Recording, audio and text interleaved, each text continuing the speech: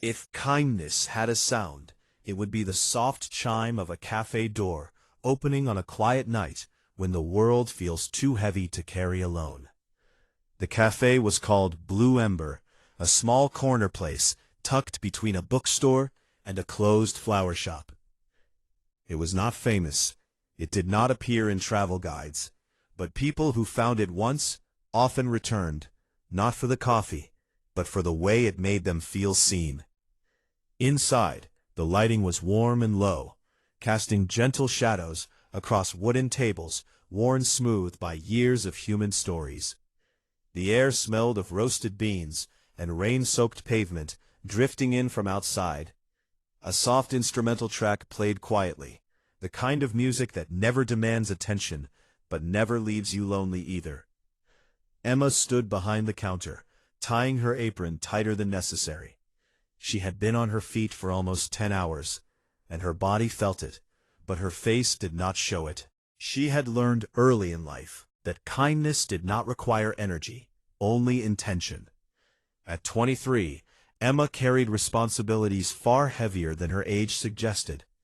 Bills, expectations, dreams postponed but not abandoned.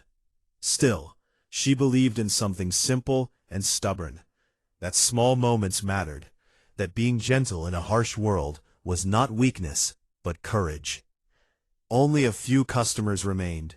A man near the window typing on his laptop, eyes hollow with exhaustion.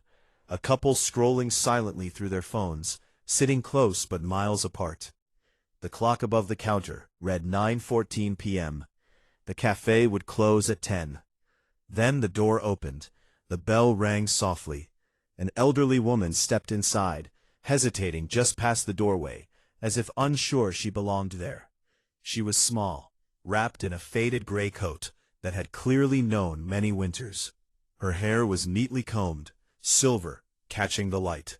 Her hands trembled slightly as she held the strap of her worn leather bag. She looked around, her eyes searching, not for a table, but for permission. Emma noticed immediately. She had developed a habit of noticing people others overlooked. It was not something she trained herself to do. It came naturally, like breathing. Emma stepped out from behind the counter and met the woman halfway, careful not to rush her, careful not to startle her.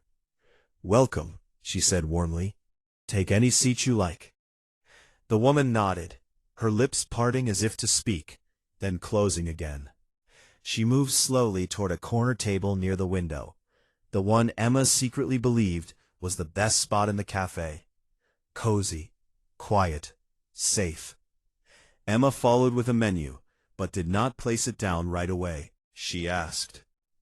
The woman paused, surprised by the question. "I am now," she replied softly. Emma smiled and placed the menu gently on the table. "I will give you a moment." The woman nodded again.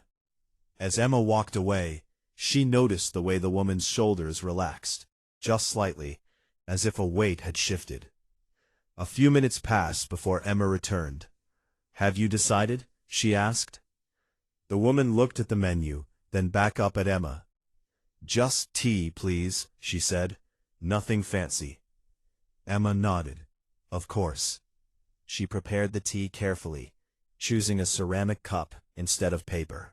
She added honey, a lemon slice, and without thinking too much about it, a small homemade cookie on the side. When she brought the tray over, she noticed the woman watching her with quiet curiosity. "I did not order the cookie," the woman said, not unkindly. Emma smiled. "It comes with the tea tonight." The woman frowned slightly. "I do not want to be a burden." Emma met her eyes. "You are not."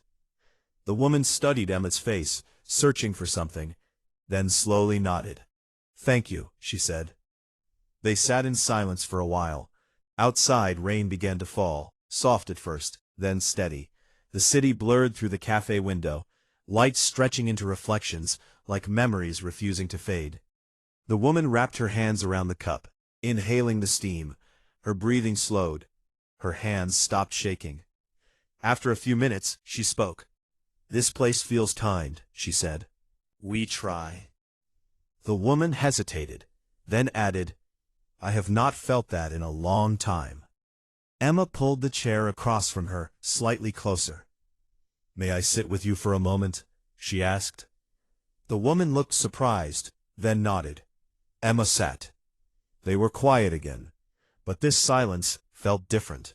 It felt shared. After a while the woman spoke again, her voice barely louder than the rain. Do you know what hurts the most about getting old? Emma shook her head gently. Becoming invisible, the woman said. People look through you, not at you. You stop being a person and start becoming a background. Emma felt something tighten in her chest. What is your name? She asked. The woman blinked, as if the question had caught her off guard. Margaret, she said.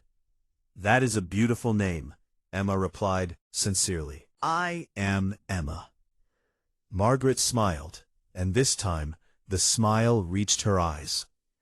No one said my name today, Margaret continued quietly. Not once. Not at the store, not on the bus, not even the cashier. Emma listened. I used to be a teacher, Margaret said. Children used to call my name all day long. Now days pass where no one says it at all.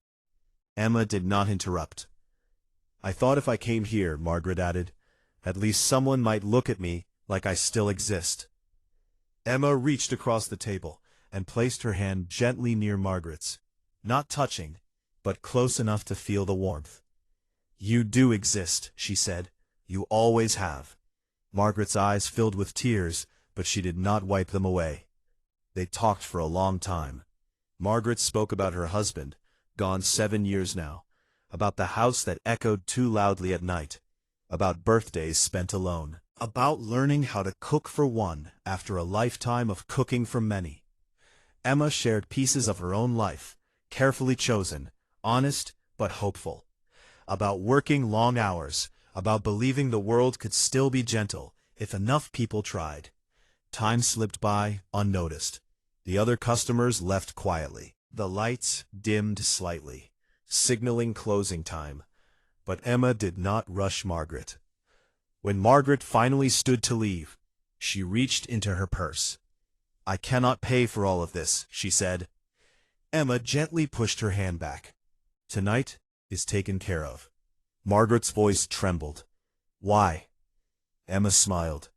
Because someday I might be the one walking into a cafe, hoping someone notices me. Margaret laughed softly through her tears. At the door, she turned back. Thank you for saying my name, she said. Emma nodded.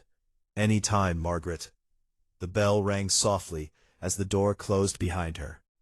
Emma stood still for a moment, listening to the rain, feeling the warmth of the cafe, knowing that something important had happened. Not loud, not dramatic, just human. And that was enough, because kindness does not change the world all at once.